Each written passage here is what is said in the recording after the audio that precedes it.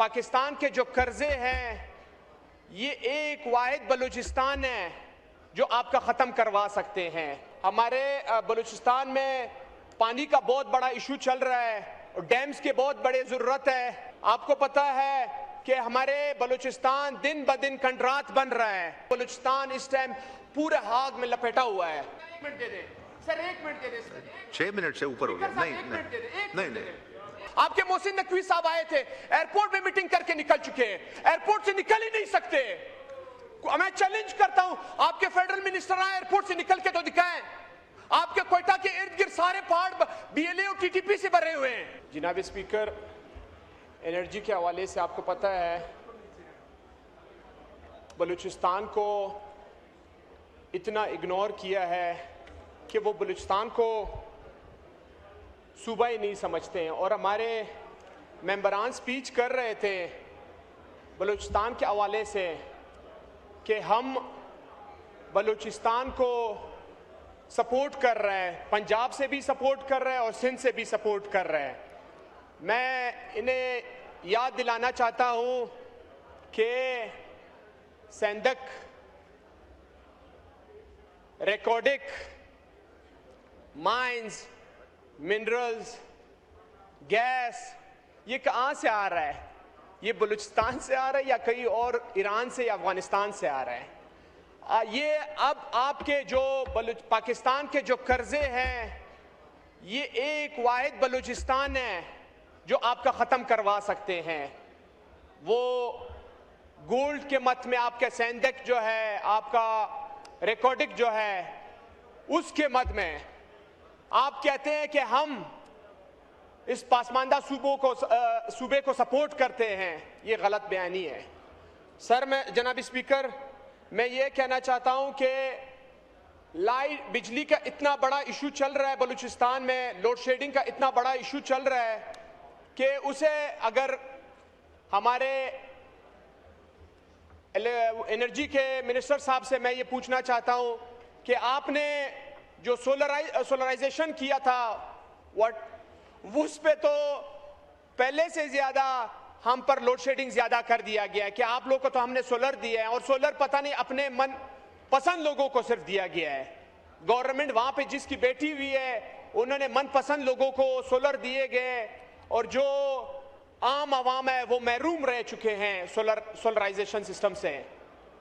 और जनाब स्पीकर, मैं एक और बात बताना चाहता हूं कि हमारे बलूचिस्तान में पानी का बहुत बड़ा इशू चल रहा है और डैम्स की बहुत बड़ी ज़रूरत है। डैम्स की बहुत ज़रूरत है, डैम्स बनाने चाहिए। मैं अपने मेंबरान जाम कमाल साहब है, खालिद मक्सी साहब है, हमारे और भी मेंबरान कैबिनेट में भी हैं, उनसे भी ये रिक्वेस्ट करना चाहता हूं कि आए हम एक आवाज़ बन के अपने बलूचिस्तान के लिए डैम्स का प्रोजेक्ट निकाल लें, इनसे पैसे उठा लें। आपको पता है कि हमारे बलूचिस्तान दिन ब दिन खंडरात बन रहा है, बलूचिस्तान दिन ब दिन खंडरात बन रहा है। वहां पे 2 बड़े डैम्स की जरूरत है, एक बुर्ज अजीज है और एक वहां पे हमारे मांगी डैम में काम चल रहा है, वो अभी तक काम बंद है। और 2 यहाँ पे इतने चेक्स डैम्स की जरूरत है। जाम साहब को भी पता है इस चीज के बारे में कि पानी का कितना बड़ा इशू चल रहा है और पानी देना चाहिए। और पानी के लिए पानी से आपके बलूचिस्तान क्या आपके पाकिस्तान का भी रोजगार मिलेगा इंशाल्लाह लोगों को। ये बलूचिस्तान में लोग क्यों जा रहे हैं पहाड़ों पे?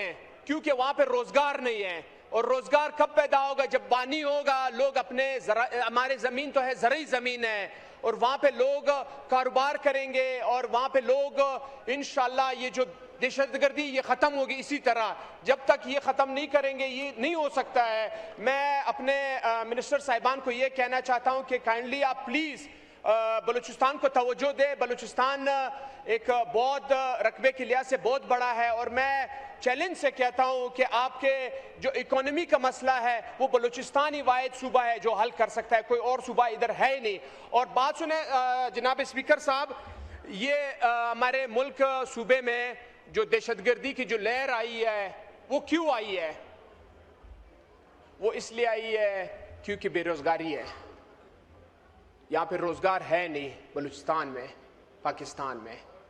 वो अब मैं एक बहुत खास बात करना चाहता हूं कि वाकई में अगर आखिरी बात सर मैं कर रहा हूँ हमारे बलूचिस्तान के बारे में बहुत ज़रूरी है, अगर वाकई में सिक्योरिटी के साथ सिंसियर है तो ये बलूचिस्तान के रोड्स क्यों बंद हैं?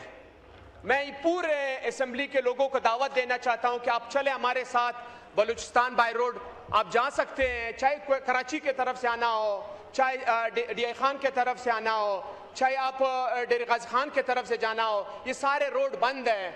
वहाँ पे बीएलए और टीटीपी ने कंट्रोल संभाला हुआ है रोडों के। सर 3 से 4 मिनट का टाइम होता है, आपके 5 मिनट हो गए, प्लीज आखिरी बात करें बाद से। वहाँ पे कंट्रोल उन्होंने संभाला हुआ है। तो यहाँ पे जब आप हमारे बड़े जाते हैं, मीटिंग करते हैं, पता नहीं उन्हें या झूठ कहा जाता है या उनसे छुपाया जाता है, किस वजह से छुपाया जाता है ये हमें पता नहीं है कि अपने प्रमोशन के खातिर वो छुपाना चाहते हैं ये बातें, ये अपना पोस्ट बचाने के खातिर ये बातें छुपाते हैं, वो रियल स्टोरी बताते नहीं है कि बलूचिस्तान इस टाइम पूरे आग में लपेटा हुआ है। बलूचिस्तान इस टाइम पूरा बुरा हाल है, हमारे करोड़ों रुपए। शुक्रिया आतिफ खान साहब। सर 1 मिनट दे दे। 6 मिनट से ऊपर हो गया। नहीं मैं आपको रिक्वेस्ट किया 4 दफा, आप वाइंड अप ही नहीं करे। आतिफ खान साहब आप बोले प्लीज। सर वाइंड अप कर रहा हूं। स्पीकर साहब वाइंड अप कर रहा हूं। नहीं सर ये बहुत जरूरी अहम बात है सर, बलूचिस्तान के बहुत बड़े सीरियस।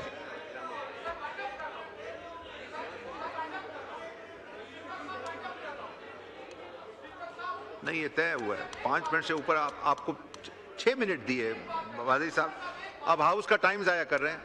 नहीं।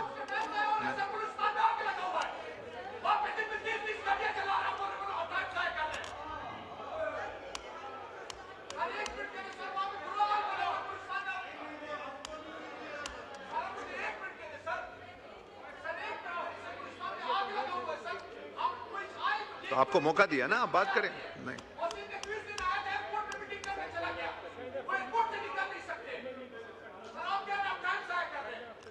30 सेकंड के बाद मैं माइक बंद करूंगा। मैं बात कर रहा हूं जी 30 सेकंड के लिए। सर हमारे बलूचिस्तान में दिन में 30 गाड़ियां चला रहे हैं, जो एक गाड़ी का मालियत है 10 करोड़ रुपए मालियत है। इसी से तो आपकी इकोनॉमी तबाह हो रही है, इसी से तो बुरा हाल बन रहा है पाकिस्तान का, वजह यही है।